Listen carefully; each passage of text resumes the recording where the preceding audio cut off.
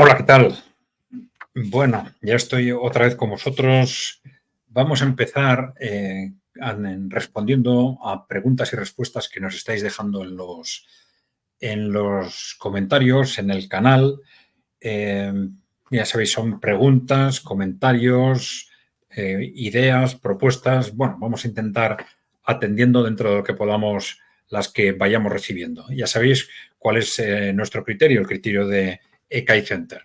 En principio somos analistas, no somos agentes políticos, hay cosas que hemos analizado, otras que no.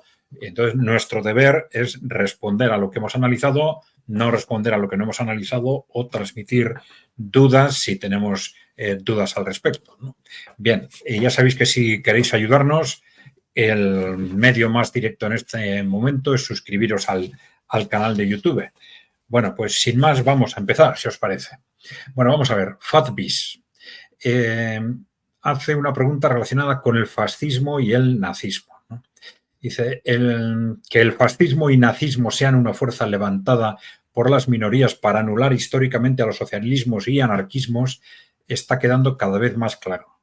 El fascismo, al igual que el socialismo y el anarquismo, es una facción de la masa ante la crisis de dirección, pero es fácilmente utilizada por las mismas minorías que son los responsables reales de la crisis en contra del desarrollo de la conciencia de las bases, que es lo que significa la izquierda. Bueno, nosotros tenemos mucho cuidado con las palabras izquierda, derecha, centro, extrema izquierda, extrema derecha, porque están extraordinariamente manipuladas. Hemos hecho o estamos haciendo un vídeo precisamente sobre ese tema, pero bueno, efectivamente, independientemente de las ideologías, hay que ver siempre lo que hay detrás, porque claro, ideologías hay muchísimas y solo algunas de ellas se convierten en ideologías de referencia de los países, ¿no? Este es el caso del fascismo y del nazismo en los años 20 y 30, fundamentalmente del siglo XX, ¿no? Está claro que estas ideologías nunca hubieran llegado a nada si no hubiera sido por un apoyo extraordinario de los poderes corporativos, de las grandes corporaciones y de la aristocracia también entonces, de la aristocracia europea, ¿no?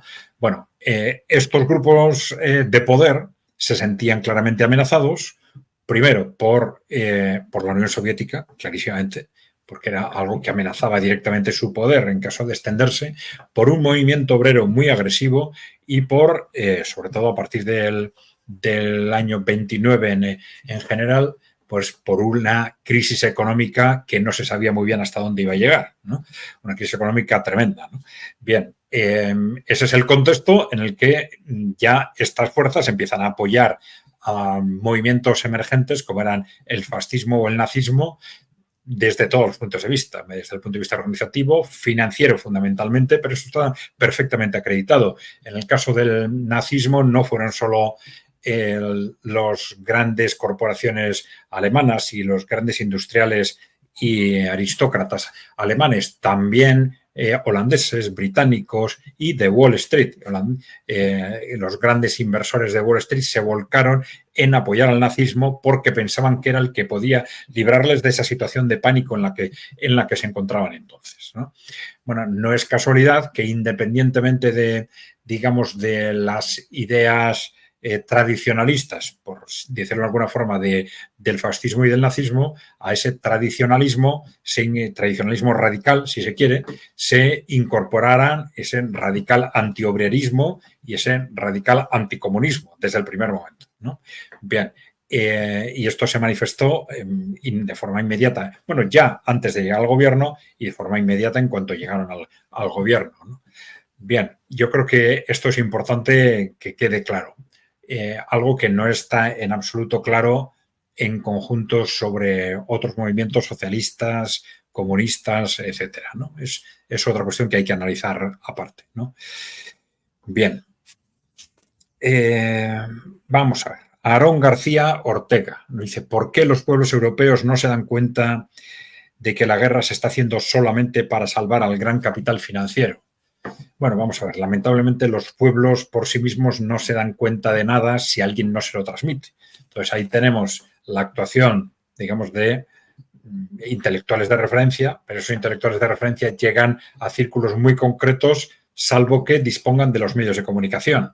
Entonces, los medios de comunicación en Occidente están tremendamente concentrados desde los años 90, los grandes medios están tremendamente concentrados y no solo están concentrados, sino que están claramente, directamente participados por las grandes corporaciones que impusieron la ideología dominante, las ideologías dominantes, vamos a decir, el neoliberalismo, el posmocapitalismo, el atlantismo, las tres patas de esas ideologías dominantes durante las últimas décadas y que hacen muy difícil que cualquier idea que vaya frontalmente contra los intereses de esas grandes corporaciones, pues tenga un eco importante, ¿no?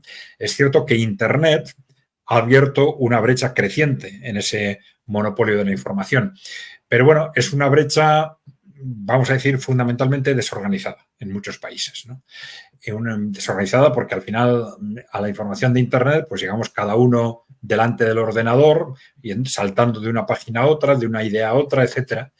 Pero eso requiere además que las ideas o los movimientos estén coordinados a través de organizaciones que esas organizaciones, las tradicionales, estaban claramente cooptadas, claramente asimiladas dentro del sistema y las nuevas que pudieran surgir pues no terminan de asentarse o muchas de ellas se asientan de forma a través de movimientos de disidencia controlada o de forma un tanto, vamos a ver, improvisada, anárquica. Bueno, eso es inicialmente lógico, ¿no?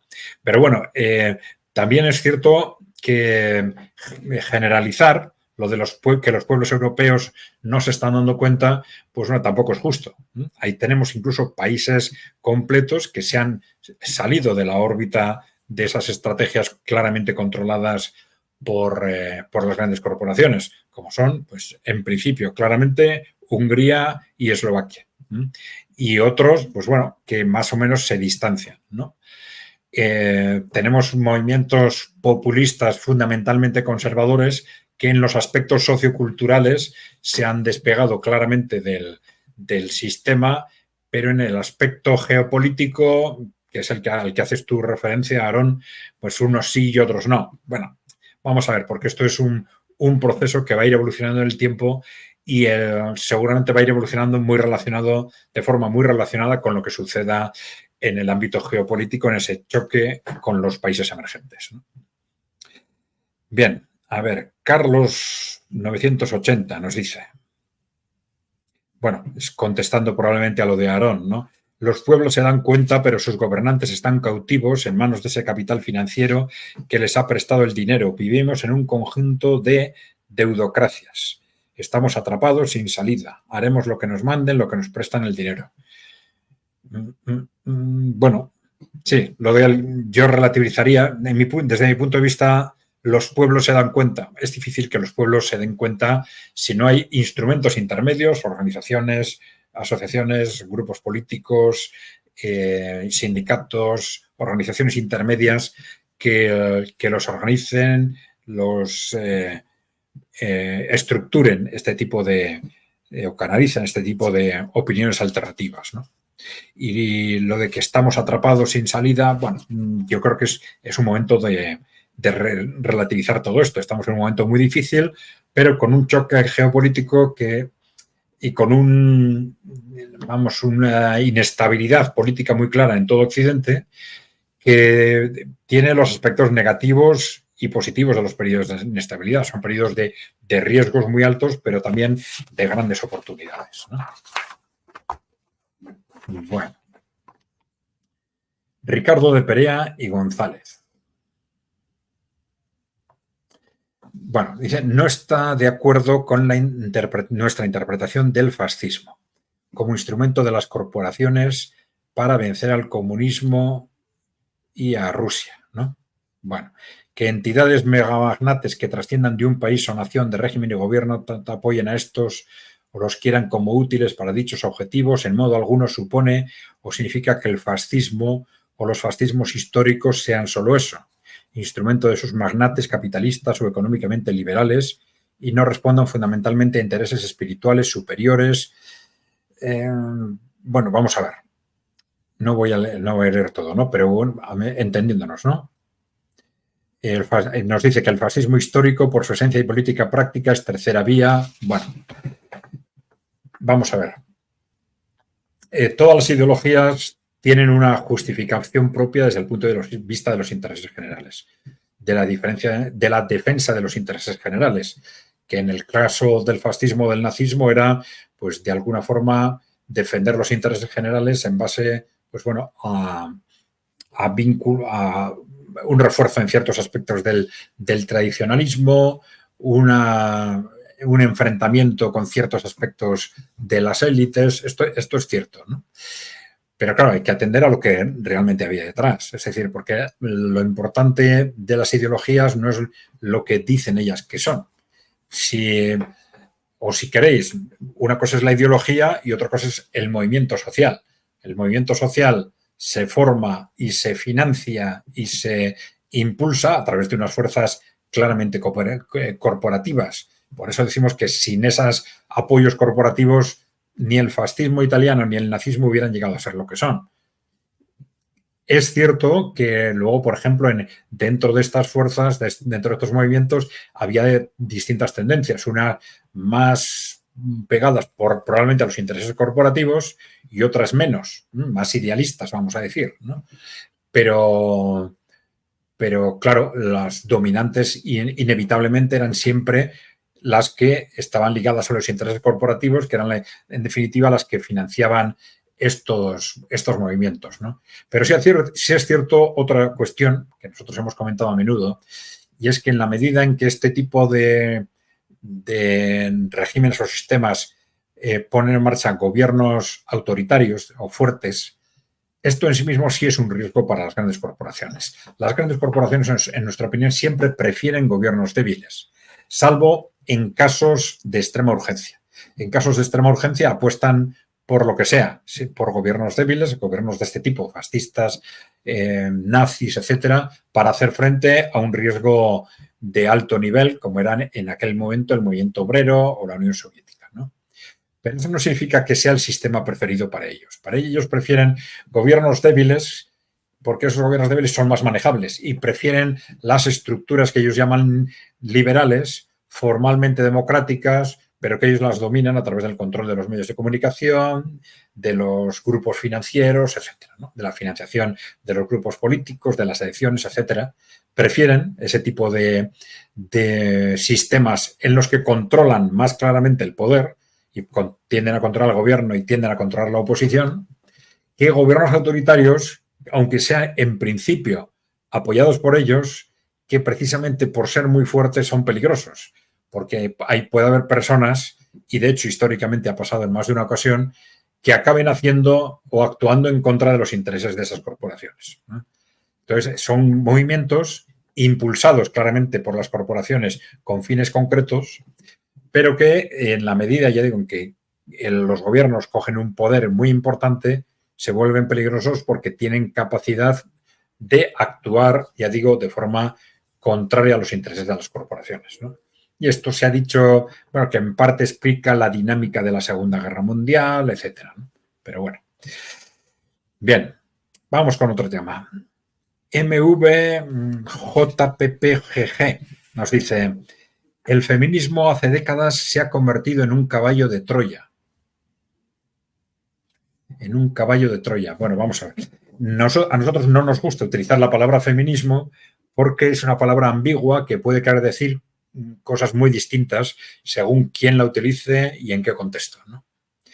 Pero nosotros por eso diferenciamos entre el proceso de emancipación de la mujer, que es un proceso que tiene unas necesidades sociales concretas y unos retos objetivos concretos, y lo que preferimos llamar el posmofeminismo. Es decir, es la utilización de ese proceso de emancipación de la mujer por parte de las grandes corporaciones a través del posmocapitalismo. Es decir, de una inyección desproporcionada de factores emotivos, de financiación de organizaciones concretas, etcétera, para distorsionar ese proceso de emancipación de la mujer y ponerlo al servicio de las grandes corporaciones. Al servicio de las grandes corporaciones desde el punto de vista de los intereses económicos de las mismas y de los intereses estratégicos y de control. Intereses económicos, intereses políticos y de control, ¿no? Esto ya lo hemos descrito. Vamos a hacer próximamente, dentro de unas semanas, un vídeo expresamente dedicado a esto, ¿no? Dentro de los movimientos del posmocapitalismo ya hemos hecho un vídeo dedicado a lo que nosotros llamamos la distorsión de la defensa del medio ambiente a través del catastrofismo climático, y hemos hecho un vídeo sobre el catastrofismo climático, que es esa parte del posmocapitalismo que distorsiona el movimiento de defensa del medio ambiente. Y otra vertiente del posmocapitalismo de los últimos 30 años sería este posmofeminismo, que efectivamente ha sido uno de los instrumentos de destrucción social evidente de Occidente, ¿no? Pero bueno, sí es importante en estos casos, primero, como en otros aspectos del posmocapitalismo, analizarlo racionalmente, evitar reacciones emotivas frente a los excesos o frente a esta utilización corporativa, y diferenciar muy claramente dentro de los planteamientos también del posmofeminismo lo que es emancipación de la mujer, emancipación de la mujer desde un punto de vista del análisis racional, y lo que es manipulación de este proceso a través de una sobreinyección de reclamaciones emotivas, etcétera, ¿no? Bien, vamos a ver. Magak 86 nos dice, habla del modelo alternativo que describíamos en el vídeo, los modelos alternativos planteados por los países emergentes, entiendo, ¿no? Dice, es un modelo alternativo que estamos viendo que puede funcionar, el no dejarse pisar por quienes quieren continuar robando. Eso es lo que temen y van a causar mucho dolor. Bueno, vamos a ver. En ese modelo emergente decíamos que tienen, aunque son culturas, modelo de los países emergentes, ¿no? Son culturas distintas o ideologías distintas, incluso religiones distintas, etcétera. Nos encontramos con un aspecto común, que es ese postulado básico de que los gobiernos manden sobre las grandes corporaciones, ¿no? Dicen que al revés de lo que pasa en Occidente, donde decimos que somos democracias, pero en la práctica son las grandes corporaciones las que mandan, aunque vayamos a votar, pero ellas controlan la opinión pública, controlan los medios de comunicación, controlan la industria cultural, controlan las fuerzas políticas, etcétera, ¿no? Entonces, efectivamente, esa es una cuestión clave. Esto es importante. Esto no quiere decir que todas las decisiones que a partir de ahí tomen los gobiernos sean acertadas, o que en general las políticas que desarrollen los gobiernos sean acertadas o no. Yo creo que el planteamiento debe ser el contrario, es decir, el que los gobiernos manden sobre las grandes empresas es un requisito básico para que los gobiernos puedan actuar en base al interés general. Eso no quiere decir que lo hagan, es decir, o pueden equivocarse o actuar por razones de corrupción o lo que sea, pero sí es un requisito básico para que eso sea posible. Y por eso yo creo que el gran progreso, el gran salto adelante en la evolución de la social de la humanidad que este nuevo modelo puede plantear radica precisamente en esto, poner las bases para que a partir de ahora los gobiernos puedan desarrollar políticas en base al interés general, ¿no? Bien. Manuel Santos nos dice, ciertamente las grandes corporaciones se han hecho con el poder. Los gobiernos estatales solo son sus lacayos, sobre todo en Europa. Necesitamos un cambio urgente, pero veremos a qué precio el cambio vendrá, eso seguro. Bueno, sí, las grandes corporaciones se han hecho con el poder. Esto realmente no es algo nuevo, pero sí es algo, digamos, manifestado de forma muy radical a partir de los años 90. A partir del fin de la Guerra Fría, que desaparecen, de hecho, las alternativas ideológicas en Occidente, todo se convierten en matices dentro de ese contexto que es a la vez neoliberal, atlantista en lo geopolítico y posmocapitalista en el ámbito sociocultural, ¿no? Bien, y esto se consigue por distintas vías, aprovechando ese poder que ya tenían las corporaciones a través de la cooptación de los grandes medios de comunicación, de la privatización de algunos de ellos, de inversiones sustanciales en la financiación de partidos, etcétera, ¿no? Pero bueno, sobre todo en Europa, bueno, yo creo que esto es discutible, porque me parece que es mucho más claro este proceso en Estados Unidos, ¿no? Claro, en Estados Unidos ni siquiera se guardan las formas, a pesar de que con todo el descaro hablamos de Estados Unidos como la gran democracia del mundo, pero todos sabemos que en Estados Unidos es imposible presentarse a las elecciones si no eres un multimillonario o vas de la mano de uno o varios multimillonarios, ¿no?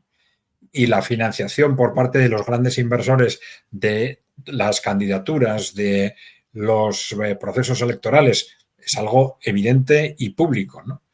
Es decir, esa dependencia de la clase política, de las estructuras políticas con respecto a las grandes corporaciones, es algo muchísimo más evidente que en Europa. Que en Estados Unidos son las grandes corporaciones las que mandan, es evidente. Y que lo más que ha habido en juego hasta ahora entre los partidos demócratas y republicanos es si mandan unos u otros sectores de esas élites corporativas, pues es también perfectamente claro. Eso es evidente que no es una democracia. Democracia quiere decir gobierno del pueblo. Y esto es algo muy distinto de que haya derechos civiles, donde sí efectivamente ha habido avances muy importantes en Europa y en Estados Unidos, pero democracia no. Democracia quiere decir gobierno del pueblo. Si no son las grandes corporaciones las que mandan, no estamos ante una cuestión de matices o de ser mucho o poco exigentes con respecto al criterio de democracia. Es que radicalmente estamos ante una oligarquía corporativa o ante una plutocracia, un gobierno de los ricos, si se quiere. Esto en el caso de Estados Unidos yo creo que es perfectamente evidente. En Europa tiene otros matices y es más indirecto, se guardan más las formas, ¿no? A ver, esto es un nombre complejo, 11S11M7J. Bueno, la pregunta, cuando os referís a la élite occidental o Wall Street City, ¿os estáis refiriendo a las logias? En principio, no. Nos estamos refiriendo a las grandes corporaciones o a los grandes inversores que controlan esas grandes corporaciones, ¿no? Pero sí es cierto que luego, bueno, esos grandes inversores, esas grandes corporaciones, son distintas en función de las generaciones. Unas suben y otras bajan. Y en función de los países. En unos países son unas las que tienen más peso, en otras son otras, ¿no? No siempre son los mismos. Pero sí es cierto que detrás de ellas hay grupos de poder y grupos de interés que se organizan entre ellos para facilitarse el camino, ¿no? Y a veces son grupos de interés nacional que se apoyan para subir, escalar posiciones dentro de ese poder corporativo, pero a veces son grupos incluso religiosos, grupos de interés económico. Logias, pues sí, también probablemente son un factor importante, ¿no? Porque cualquier tipo de grupos de interés, de apoyo mutuo, ¿no? Y esto se ha visto en sectas religiosas repetidamente, pues pueden funcionar de forma similar a las logias, ¿no? En esas logias en las que, independientemente de los objetivos teóricos, todos sabemos que en la práctica las personas se apuntan a ellas con objetivos profesionales, de recibir apoyo en su desarrollo profesional. Muchas veces no saben qué es lo que están apoyando, saben que simplemente por estar dentro de ese grupo, pues se apoyan mutuamente, son apoyados en cara a los ascensos dentro del empresariado o dentro de la clase política, ¿no?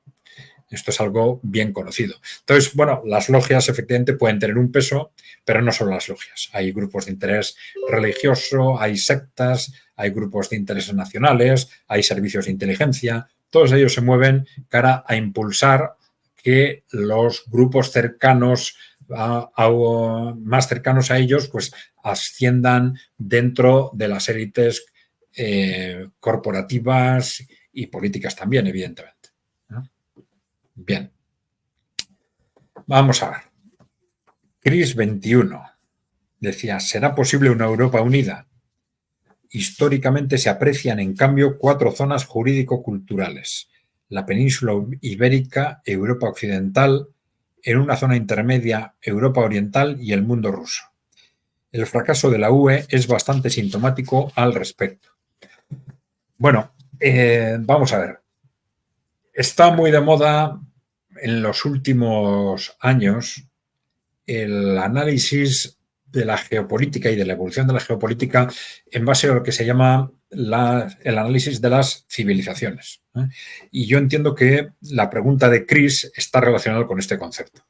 Por ejemplo, Huntington puso de moda el concepto de choque de civilizaciones, hizo una descripción de las distintas civilizaciones mundiales, considerando como la más avanzada y la más progresista la civilización neoliberal occidental, pero un análisis similar de describir la evolución histórica en base a civilizaciones se ha hecho también recientemente, por ejemplo, desde Rusia por Alexander Dugin, ¿no? Y sus seguidores. Ellos consideran a la civilización euroasiática, digamos, la que en este momento está liderando, va a liderar el mundo, ¿no? Pero yo creo que esto es dudoso, incluso desde el punto de vista europeo, ¿no? Porque los países se apuntan a una u otro modelo, si queréis, geopolítico, saltando dentro de esos espacios civilizatorios. Ahora vemos, por ejemplo, cómo en realidad Rusia y Europa Occidental yo creo que tienen una cultura de fondo muy similar, aunque sí es cierto que la cultura de Europa Occidental haya variado radicalmente en los últimos 30 o 40 años como consecuencia del posmocapitalismo. La influencia del posmocapitalismo no se ha dado apenas mínimamente se ha dado menos en los países de Europa central o oriental y mucho menos en Rusia. Y esto ahora se está notando radicalmente. También se habla, bueno, de la tradición ortodoxa frente a la tradición católica o protestante. A mí me da la sensación de que esto es menos importante realmente.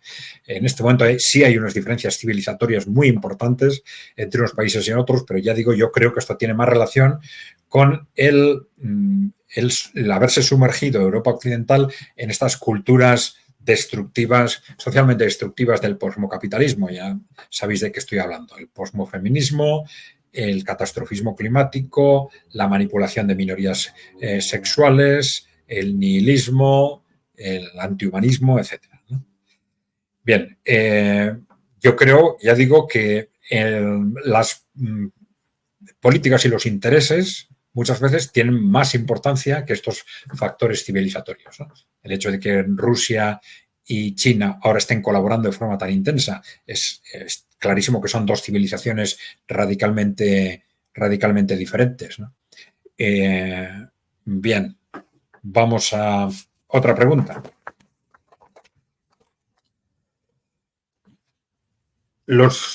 Moebius nos pregunta, ¿los gobiernos chino y ruso trabajan para sus ciudadanos? ¿Qué quiere decir con esto? Bueno, vamos a ver.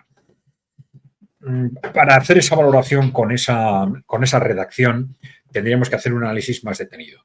Yo creo que lo más importante es lo que hemos comentado antes. El que, precisamente porque los gobiernos en estos países están por encima de las grandes corporaciones, los gobiernos pueden trabajar para los ciudadanos. Otra cosa es que lo hagan, ¿no? Son dos aspectos distintos, pero pues eso les permite hacerlo. Cuando mandan las corporaciones sobre los gobiernos, esto es imposible. Y nada más que ver lo que está sucediendo desde hace mucho tiempo en Estados Unidos y en Europa, cómo no solo Estados Unidos y Europa han actuado salvajemente en el conjunto del mundo, destruyendo países, subordinando de hecho a muchos estados, explotando económicamente a otros, sino que además estas élites han destruido Europa y Estados Unidos. Llevan 30, 40 años destruyendo el propio Europa y el propio Estados Unidos, ¿no? Esta es la cuestión clave. Con los gobiernos por encima de las grandes corporaciones, los gobiernos pueden actuar para sus ciudadanos, ¿no? Bien. Otra cosa es que lo hagan. ¿Lo hacen efectivamente? Bueno, entonces ahí ya tenemos que hacer una valoración concreta de cómo están desarrollando estas políticas en Rusia y en China. Yo diría que fundamentalmente sí. Esto nos llevaría para un programa para cada país. Uno sobre Rusia, otro sobre China, si queréis. Pero yo creo que fundamentalmente sí. Bien, si vemos la evolución económica, los parámetros en base a los cuales se han ido tomando decisiones, bueno, vemos con claridad que en conjunto, independientemente pues, de problemas, de decisiones que salen de ese interés general por razones fundamentalmente yo diría de corrupción, también de errores estratégicos, ¿no? Pero fundamentalmente yo creo sinceramente que las políticas adoptadas en China, con ideologías y planteamientos distintos entre ellos también, en China y en Rusia, en conjunto, se toman en favor de los intereses de los ciudadanos. Y esta es evidentemente una cuestión clave con respecto a Occidente, ¿no? Bien, vamos a ver. Claudio Miranda Guerrero nos dice: quizás para que aquellos que están informados de lo que significan los gobiernos anglosajones, sobre todo con USA a la cabeza, que gobiernan para quienes tienen intereses económicos, como por ejemplo USA con el complejo militar industrial. Quizás para nombrar solo una característica diferenciada. Lo plantea como pregunta, pero no sé exactamente cuál es la pregunta, ¿no? Sí, efectivamente, esa exacerbación del sometimiento de la clase política a las estructuras, a los grandes grupos financieros es más evidente que en ningún sitio, probablemente en Estados Unidos y en el Reino Unido. Esto no es casualidad, ambos países tienen una cultura oligárquica muy interrelacionada. Una cultura oligárquica que, para algunos de vosotros ya nos lo habéis oído explicar, tiene su origen en la élite aristocrática corporativa británica de fines del siglo XIX, que empieza a contemplar cómo su poder, bueno, tiene unas ideas, una filosofía y unas estrategias geopolíticas muy claras para defender su poder internamente y en el mundo, y que cada vez es más consciente a fines del siglo XIX de que para proyectar su poder ya no puede hacerlo solo a través del poder militar directo de Gran Bretaña, porque al final es un país en el mundo relativamente pequeño, y cada vez le dan más importancia a controlar el poder en Estados Unidos. Y se produce una interrelación creciente entre los poderes corporativos que controlan Gran Bretaña y los que controlan Estados Unidos, ¿no? Esto es lo que crea ese poder que Claudio Miranda llama anglosajón. Su relación con el complejo militar industrial, has comentado. Bueno, no solo con el complejo militar industrial. El complejo militar industrial ha tenido una importancia clave a la hora de impulsar el gasto en defensa o de provocar probablemente conflictos bélicos innecesarios, ¿no? Pero esto probablemente ya no es tan importante. No es tan importante porque el complejo militar industrial está participado en prácticamente todas sus empresas por los grandes gestores de fondos de activos, ¿no? Los grandes gestores de activos financieros.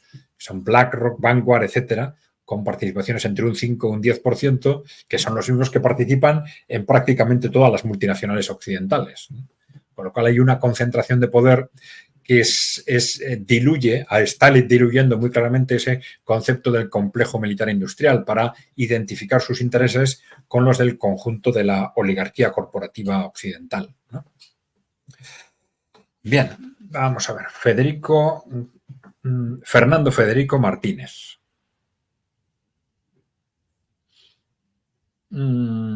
Plantea si conocemos el modelo mundial latinoamericano de la Fundación Bariloche de contraste al límite de crecimiento del MIT. Pues la verdad es que no. La verdad es que no lo conocemos. Tomo nota e intentaremos por lo menos tener algunas ideas al respecto, ¿no? Venga, Carlos Febre. El modelo de Rusia sería como una alternativa creíble para las mayorías en Occidente. Esto asusta a las familias que imprimen el dinero fiat sin respaldo alguno, como el dólar, el euro, la libra. El engaño está a punto de terminar. Bueno, efectivamente, yo creo que Carlos Febre ha dado en una clave de lo que está sucediendo en el mundo y en Occidente en particular en los últimos años. Esto de que el modelo de Rusia sería una alternativa creíble para las mayorías en Occidente, y esto asusta a las familias, vamos a decir, a los grandes grupos que controlan Occidente, ¿no? Sí, esto es lo que explica por qué para ellos es tan peligroso ese poder alternativo que se ha desarrollado en Rusia y por qué es tan intolerable que Rusia gane el conflicto en Ucrania. Porque Rusia ya está teniendo una influencia muy importante en prácticamente todos los grupos políticos de carácter alternativo, ¿no?, en Occidente, en Estados Unidos y sobre todo en Europa, y esta influencia va a ir a más, evidentemente, si Rusia gana la guerra. Y a eso, efectivamente, esto asusta tremendamente a esas familias. Ya hemos explicado recientemente una información que es muy significativa en este sentido. Una entrevista de Mikhail Khodorkovsky, uno de los oligarcas que fue llevado a prisión por la revolución Putin, digamos, fue sacado de la propiedad de la petrolera Yukos, expropiado, fue a la cárcel y al final tuvo que ir al exilio, ¿no? Y como en un vídeo reciente, Yukos reconoce que estaban actuando bajo la coordinación de ¿quién? De los Rothschild, ¿eh? Pero claro, los Rothschild son una familia con un peso fundamental, no son los únicos, pero con un peso muy importante en esa oligarquía occidental. Esto nos revela que son los mismos, ¿no? Entonces es inevitable que ellos estén alarmados y amenazados en la medida en que ese poder alternativo en Rusia se mantiene, se desarrolla y empieza a crecer su influencia en Occidente. Es evidente, como tú dices, que es una alternativa creíble para las mayorías en Occidente y que esto es un riesgo vital para las oligarquías corporativas, ¿no? Bien. Pero esa situación de pánico, ya lo hemos dicho más de una vez, es la que nos está también situando en una altísima situación de riesgo, una situación de pánico por el cual Occidente está dispuesto a cualquier cosa para evitar la victoria de Rusia en Ucrania, ¿no? Y esa cualquier cosa para estas élites a las cuales los países y los pueblos de Occidente no les importan nada, pues están dispuestas a lo que sea, ya digo, a todo para evitar esa victoria de Rusia. Bien, José Jiménez nos dice: es imposible que el billón de arios, dice, el billón de Occidente, entiendo que se refiere a Europa y América, ¿no?, se conviertan en ciudadanos comunes, porque aunque Ucrania pierda la guerra y todo su territorio, esta gente seguirá con su dinero, por tanto, nunca se atreverán a una guerra nuclear, donde los grandes perdedores serían justamente ellos. El pensamiento del billón de arios, les está llamando, bueno, son pasados, nunca acelerados. No, esto último no entiendo muy bien. Bueno, yo creo que aquí hay un error de fondo, ¿no? El pensar que las decisiones en Occidente, hacia el exterior y hacia el interior, se toman en función de los intereses de esos 1.000 millones de personas es un error estratégico clave, ¿no? Y esto nos lleva a interpretar incorrectamente la realidad. Las élites que han controlado el mundo y que controlan Occidente tienen intereses claramente diferenciados desde los de los ciudadanos de Europa y de Estados Unidos. Odian o desprecian tanto a esos 1.000 millones que dice José Jiménez como al resto de la humanidad. Para ellos todos son desechables. Por ejemplo, han utilizado Estados Unidos como un instrumento para gestionar su poder mundial, no porque los ciudadanos de Estados Unidos les importen en absoluto. Y esto es algo que lo han dicho expresamente de forma repetida mientras han ido desarrollando sus bases filosóficas e ideológicas de los últimos 100, 150 años, ¿no? Cuando desarrollan los conceptos, pues, del darwinismo social, de la eugenesia, esas élites corporativas, pues desprecian y actúan maquiavélicamente también contra los ciudadanos occidentales, ¿no? Y la eugenesia tiene una vertiente que es racial o racista, si queréis, pero es una de sus vertientes. En otra vertiente, digamos, cuestiona la reproducción de los ciudadanos incapacitados, y en otra vertiente cuestionan la reproducción de los ciudadanos pobres en general, también de los de Europa y de Estados Unidos, ¿no? Y el darwinismo social no es una cuestión racial, hace referencia en general a los pobres, a los que no han tenido éxito, a los relegados, etc., ¿no? Esas élites ni actuaban entonces ni han actuado durante estos 150 años en función, ya digo, de los intereses de los norteamericanos ni de los europeos en absoluto. Al contrario, llevan décadas destruyendo Europa y destruyendo Estados Unidos. Bien.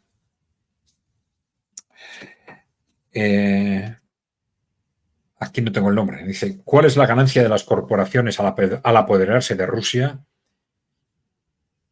Si lo más probable es que ya sean sus dueños, ¿acaso no hay formas más inteligentes y fáciles de hacer eso? Bueno, depende de qué entendamos por apoderarse de Rusia, porque se está hablando mucho últimamente del interés en apoderarse de los recursos de Rusia, ¿no?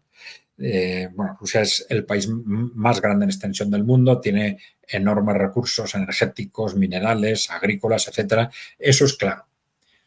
Bueno, apoderarse de Rusia evidentemente es un objetivo, pero yo no creo que sea el objetivo fundamental en este caso. Yo suelo utilizar la expresión someter a Rusia, más que apoderarse de Rusia. Someter implica, en primer lugar, el cambio de gobierno.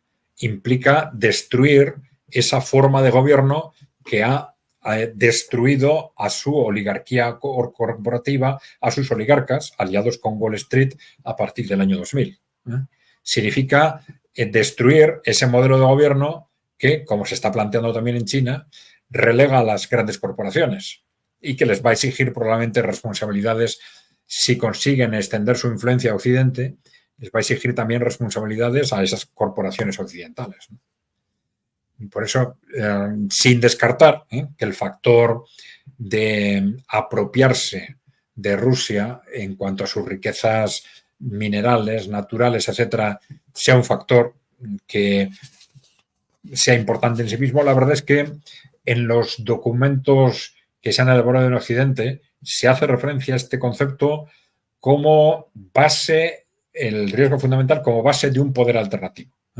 Ya en el año 92, con la doctrina Wolfowitz, se habla del riesgo de que una Rusia, que ellos dicen, ahora está sometida, pero a lo mejor en el futuro no lo está, con un gobierno más autónomo, más soberanista o más nacionalista, podría enfrentarse con nosotros y tiene unas bases económicas, de riqueza natural, de formación, científicas y tal, que le hacen extraordinariamente peligroso, ¿no? Entonces, hacen referencia a esos recursos naturales como un instrumento de poder alternativo, no tanto como un objetivo para apropiárselos, que no hay que descartar tampoco, teniendo en cuenta la mentalidad colonial o neocolonial de estas élites occidentales, ¿no?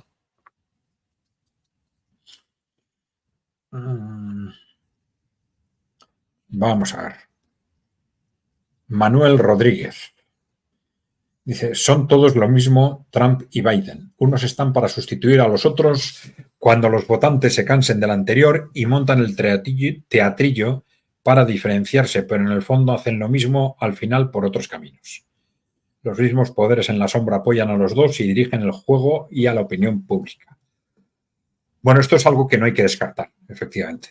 No hay que descartar, bueno, hay que estar siempre abiertos a que nuevas opciones políticas que pretendan mejoras, que planteen mejoras sobre las anteriores, pues que realmente estén actuando de buena voluntad, equivocados o no en su ideología, pero que estén intentando actuar en base a los intereses generales, ¿no?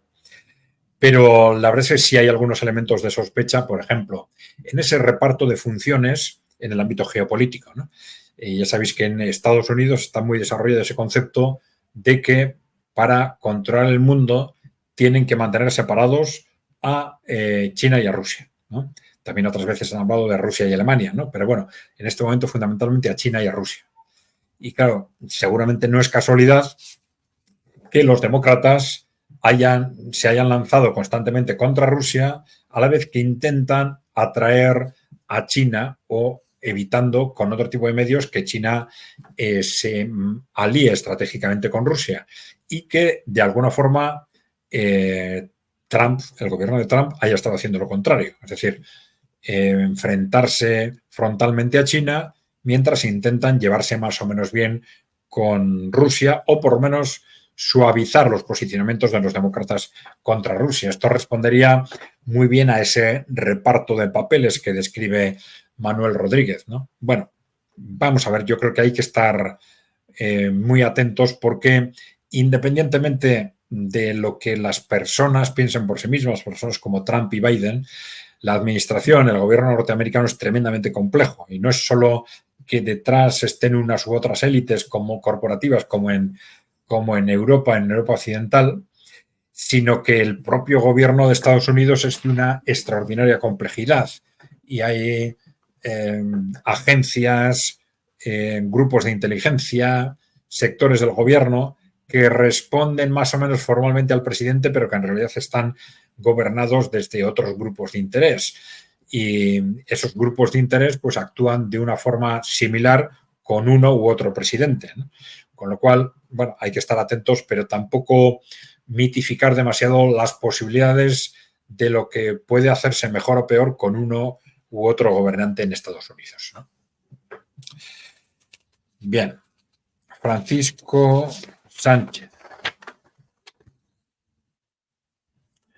nos pregunta: ¿quieres o queréis decir que la derecha es tradicionalmente belicista? Bueno, no sé exactamente a qué responde esta pregunta. Hay que tener cuidado siempre con las palabras izquierda y derecha, porque quieren decir cosas muy distintas y sobre todo quieren decir cosas distintas según quién las utiliza y sobre todo si el que las utiliza está a favor o en contra de la derecha o la izquierda. Utilizan conceptos radicalmente distintos de derecha y de izquierda como de todos los conceptos ideologizados, ¿no? Bien, entonces, este concepto de que la derecha es tradicionalmente belicista es una percepción habitual desde los que se consideran izquierda, ¿no? Es decir, pero claro, habría que matizar esto, ¿eh? Probablemente dentro de esa concepción estábamos subrayando que es contradictoria esa concepción de la izquierda sobre la derecha con el hecho de que estén llamando derecha o ultraderecha dentro de Europa Occidental a los más pacifistas, ¿no? A los que en este momento son más pacifistas y consideren como moderados o no radicales o progresistas a los gobiernos que más están apostando por la guerra, ¿no? Y muy claramente en el caso de Francia tendríamos esa distinción, ¿no? Emmanuel Macron claramente dependiente de la oligarquía corporativa y claramente belicista y apostando por la guerra, lo cual desde el punto de vista de los grupos que se llaman a sí mismos de izquierdas es una característica tradicional de la derecha, ¿no? A esa contradicción nos referíamos, ¿no? Bien, Enrique KP8MK agradecería mucho su visión sobre financiación de la Revolución Rusa por poderes financistas sionistas. Bueno, de esto se ha hablado, ¿no? Y nosotros hemos hecho algún análisis. Vamos a ver, poderes sionistas. Hay que distinguir lo que es el sionismo de lo que son personas de religión o de etnia judía, ¿no? Entonces, sí se ha hecho referencia, por ejemplo, a que dentro de los primeros gobiernos comunistas en la Revolución Rusa había una presencia muy importante de judíos, pero esto no sería en sí mismo un hecho determinante, ¿no? Financiación. Sí hemos detectado algunos datos concretos sobre participación de algunos grandes inversores sionistas judíos. No es exactamente lo mismo, ¿no? Pero, ojo, que eran alemanes, ¿eh? Y esto es muy importante porque lo que sí está perfectamente constatado es el apoyo del gobierno alemán a la Revolución Rusa, ¿no? Es un apoyo perfectamente lógico en el contexto de guerra, en una guerra mundial en el cual pensaron que financiar esa revolución era una forma de desestabilizar a un enemigo que era Rusia, ¿no? Y ese apoyo de Alemania estaba claro. Entonces, el que entonces no había, digamos, había muchos inversores o judíos que estaban perfectamente integrados en las estrategias del gobierno alemán. Entonces, el que algunos inversores judíos alemanes entraran en aquella dinámica de apoyo a la Revolución Rusa es perfectamente lógico, entra dentro de esa lógica de apoyo de la Alemania imperial en aquel momento a ese proceso revolucionario, ¿no? Que es ya digo, es una cosa distinta del apoyo de los poderes financistas sionistas en cuanto tales a la revolución, ¿no? Nosotros no hemos encontrado más datos que estos. Si alguien tiene, pues los analizaremos, pero no tenemos más datos. Se ha hablado en distintos círculos de este tema, pero la verdad es que nosotros no hemos encontrado datos suficientes como para decir algo más que lo que os acabo de decir. Bien, vamos a ver. Arantxa Millán.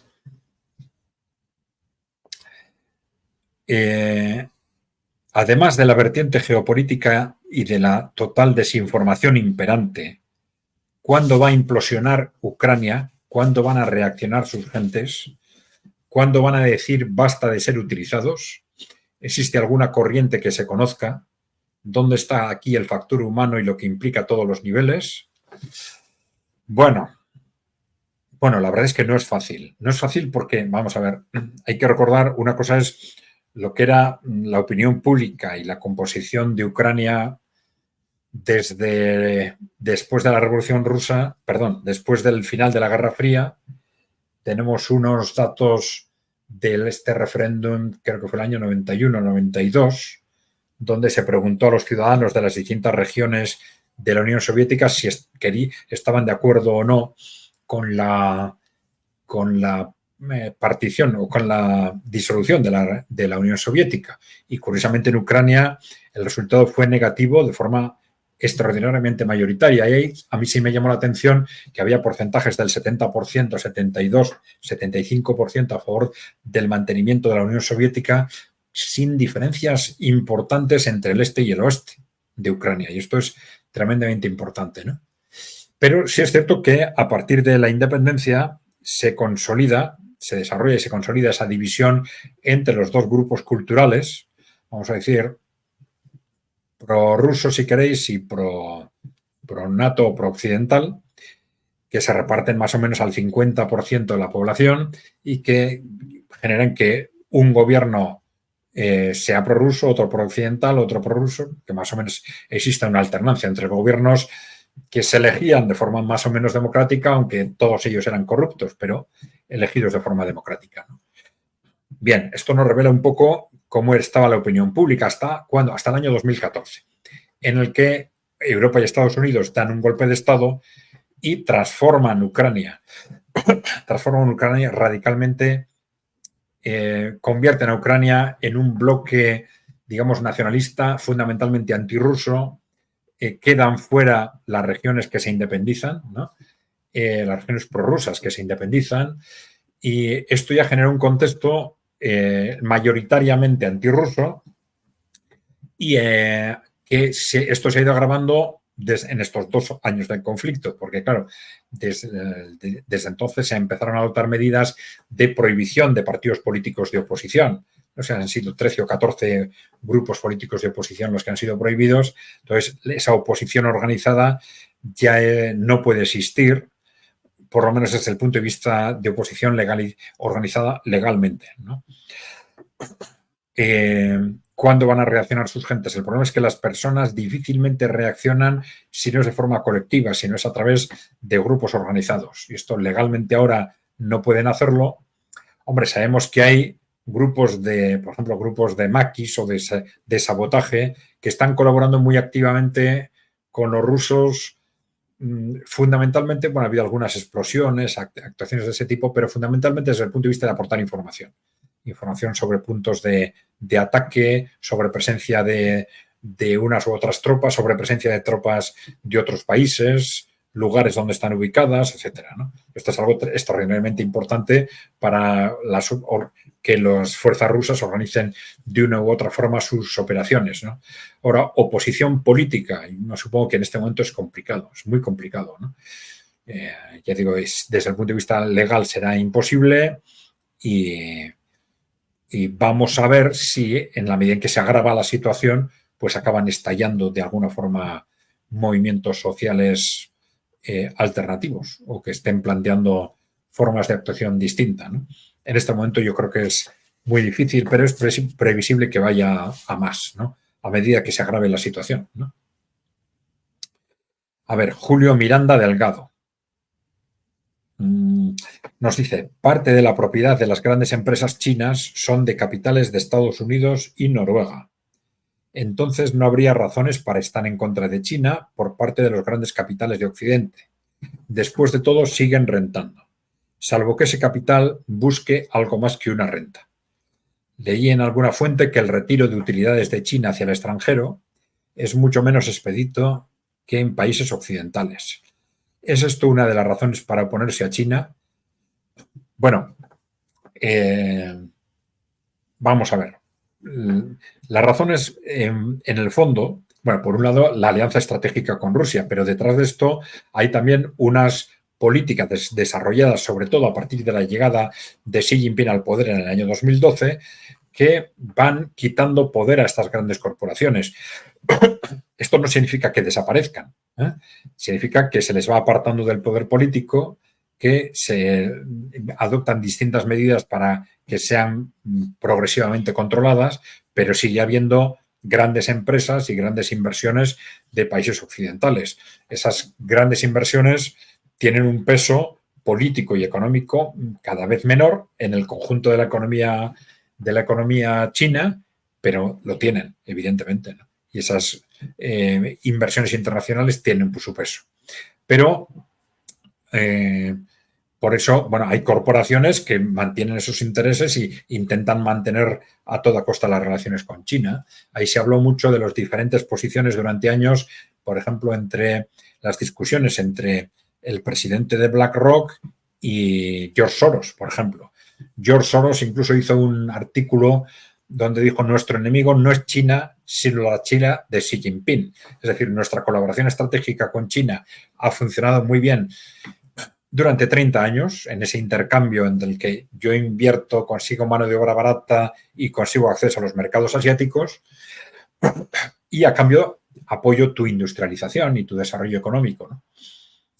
Pero a partir de la llegada de Xi Jinping, el poder de estas grandes corporaciones se restringe. El poder económico y el poder político, fundamentalmente, ¿no? Entonces, esto nos explica claramente el contexto de las relaciones entre esas grandes corporaciones y el gobierno chino, ¿no? Bien, yo creo que es evidentemente lo que tú has comentado de distintas medidas sobre el retiro de beneficios generados en China, pero es más amplio. En conjunto es lo que hemos comentado, ¿no? Esa pérdida de poder, ¿no? Aunque el criterio de fondo en China sigue siendo respetar lo privado en la medida y que de alguna forma es similar a los criterios que se están desarrollando en Rusia, aunque sea aplicado de otra forma. Respetar a las empresas privadas, también a las grandes empresas, en la medida en que se someten al poder político, de esta forma se someten indirectamente a los intereses generales y respetan el marco establecido, no son un peligro para el marco institucional chino, ¿no? Yo creo que esta es la cuestión clave. Bien. Vamos a ver. Diego Lumaca. Quisiera que abordara el tema de América Latina, posibilidades de soberanía en el contexto actual. Saludos desde Uruguay. Bueno, nosotros siempre decimos que sobre el tema de América Latina tenemos que ser prudentes porque nuestro nivel de conocimiento del detalle es mucho más bajo que el que tenemos sobre Europa o sobre Estados Unidos, por ejemplo, ¿no? Pero bueno, está claro que América Latina está siendo un campo de enfrentamiento entre la influencia de los países emergentes y la influencia de Estados Unidos, y que los propios países de América Latina están barajando sus cartas a la hora de apostar por un bloque o por otro. Y esto se está manifestando en casi todos los países latinoamericanos, ¿no? En el ámbito económico y en el ámbito geopolítico, ¿no? Esto se ha acelerado en los últimos años. Digamos que hubo en los últimos 20 años un proceso de desplazamiento progresivo de cada vez más países hacia el bloque emergente, y luego en los últimos años, por el contrario, ha habido una reacción, una clara reacción desde Estados Unidos intentando recuperar posiciones, aprovechando las inmensas vínculos de muchos de estos países con Estados Unidos, de todo tipo, económicos, políticos, etcétera, personales también, y aprovechando esos vínculos para intentar recuperar poder político, ¿no? Y esto lo han conseguido claramente, pues, en casos como, bueno, como el de Argentina, por ejemplo, ¿no? Pero bueno, vamos a ver esto cómo se desarrolla cara al futuro, pero bueno, lógicamente va a depender también de la influencia de los dos bloques que resulte del actual choque geopolítico, con lo cual probablemente dentro de 2-3 años vamos a ver también cómo evoluciona la capacidad de cada uno de estos dos bloques para influir en cada uno de los países de América Latina. Bueno, y se ha hablado también, por ejemplo, de que dentro de esa evolución hacia un mundo multipolar, América Latina podría ser una carta de intercambio, en el sentido de que Estados Unidos podría aceptar el tránsito al mundo multipolar en el que perdiera el control del mundo a cambio de mantener una influencia muy importante en dos sentidos, sobre Europa Occidental y sobre América Latina. Bueno, eso podría ser un poco una estrategia geopolítica de Estados Unidos a medio y largo plazo. Pero bueno, vamos a ver en los próximos meses y años cómo evoluciona todo esto. Bueno, ya nos hemos pasado de la hora. Sin más, bueno, pues ya sabéis, gracias por haber estado con nosotros.